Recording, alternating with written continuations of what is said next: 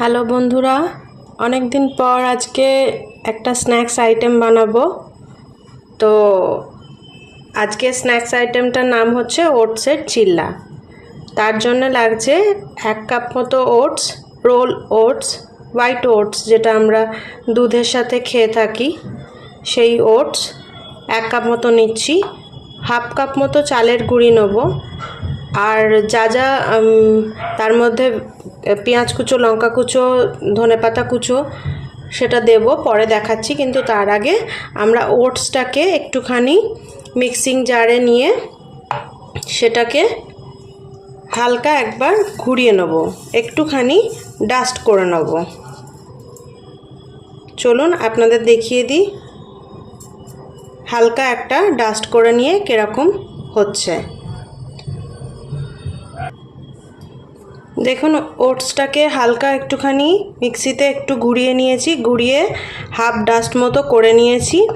তো এই ওটসের গুঁড়োটা নেব আর তার সাথে চালের গুঁড়ো নেব।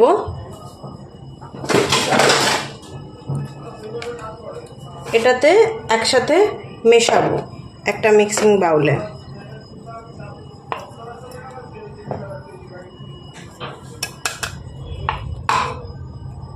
এটা খুব সুন্দর খেতে হয়। সন্ধেবেলার জলখাবার, সকালের জলখাবার সব কিছুই খুব সুন্দর হয় খেতে।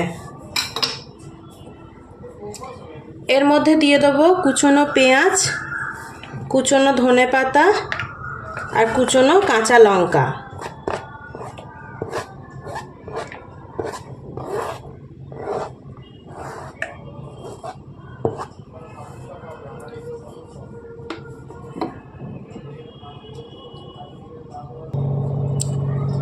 এবার এর মধ্যে দিয়ে দেবো হাফ কাপ মতো আটা।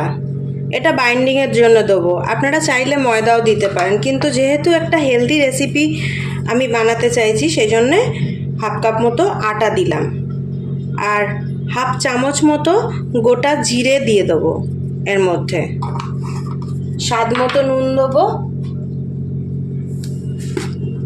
পরিমাণ মতো নুন, এই গোলাটার জন্য যতটা যা লাগবে সেই রকম মতো স্বাদ মতো নুন দিয়ে দেবো। এবার এটাকে ভালো করে জল দিয়ে মিক্সড করে নেব।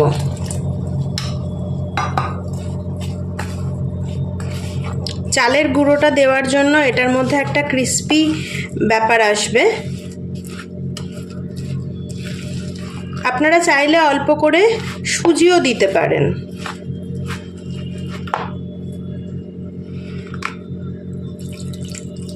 এটা অল্প অল্প করে জল দিয়ে আমরা এটা মিক্স করে নেব।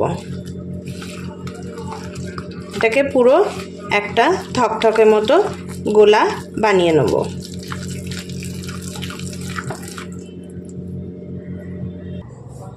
এটা গোলাতে গোলাতে ঠিক এরকম একটা কনসিস্টেন্সি হয়ে যাবে, না খুব বেশি পাতলা না খুব বেশি ঘন। এরকমভাবে গোলাটা বানিয়ে খানিকক্ষণ রেস্টে রেখে দিতে হবে, 10 মিনিট মতো এটাকে রেখে দিতে হবে।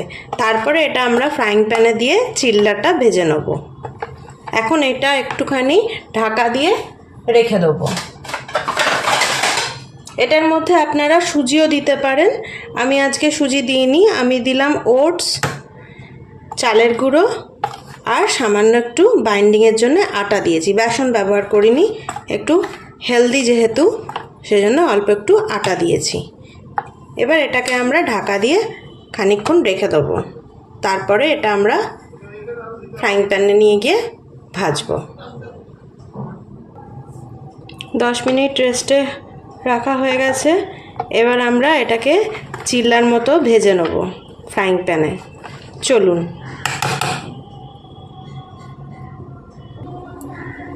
ফ্রাইং প্যান গ্যাসে বসিয়ে দিয়েছি, বসিয়ে দিয়ে অল্প সাদা তেল দিয়ে, খুব বেশি তেল দেব না যেহেতু এটা হেলদি, আর সন্ধেবেলার জলখাবারে বেশি তেল না খাওয়াই ভালো, সেই জন্য অল্প তেল দিয়ে, তেলটা গরম হলে পরে আমরা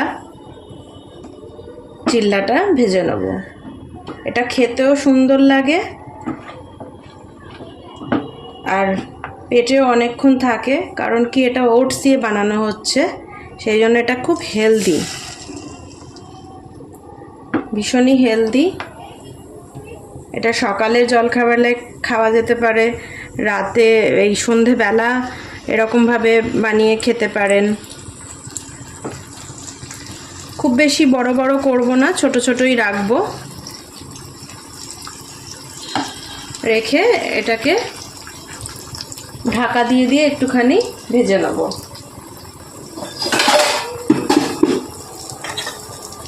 এটা একটু ঢাকা দিয়ে দেবো, ঢাকা দিয়ে এপিট ওপিট ভেজে নেব। দেখুন একটা দিক হয়ে গেছে, এবার অপর দিকটা উল্টে সুন্দর করে সেঁকে ভেজে নেব।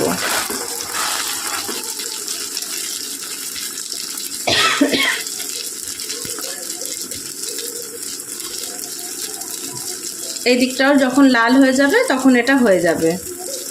এটা সস দিয়ে, আচার দিয়ে, যা কিছুর সাথে খেতে পারেন, এমনিও খেতে পারেন। এটা এত সুন্দর খেতে হয়, ক্রিস্পি।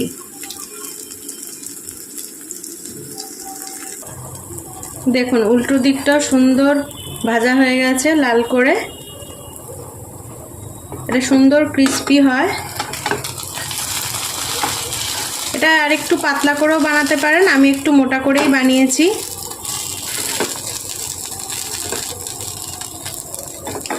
এটা আর একটু পাতলা করে বানালে অনেকটাই ওই ধোসার মতো হবে খেতে, কিন্তু তাতে একটু তেলটা বেশি লাগে। যেহেতু আমার ছেলে পেটটা খারাপ, সেই জন্য বেশি তেল দিয়ে বানাবো না। সন্ধ্যেবেলা খাবেও বলেছে, যেন অল্প তেল দিয়েই বানাবো আজকে খুব বেশি তেল দিয়ে বানাবো না। দেখুন সুন্দর পরিবেশনের জন্য রেডি একদম। একটুখানি পাশে সস নিয়ে নিতে হবে, ব্যাস। সুন্দর করে সন্ধ্যেবেলা বা সকালবেলা আপনারা এটা বানিয়ে খেতে পারেন। বানাবেন, আমাকে জানাবেন রেসিপিটা কেমন লাগলো। অনেক দিন পর ভিডিও করছি, মাঝে শরীরটা একটু খারাপ ছিল সেই জন্য। যাই হোক, কেমন হলো রেসিপিটা জানাবেন। পছন্দ হলে লাইক, কমেন্ট, শেয়ার করবেন, সাবস্ক্রিপশান করবেন। সাবস্ক্রিপশান করার সময় বেল আইকনটা প্রেস করে দেবেন, যাতে এরকম সুন্দর রেসিপি বানালে আপনাদের কাছে পৌঁছতে পারে। ভালো থাকবেন বন্ধুরা, টাটা।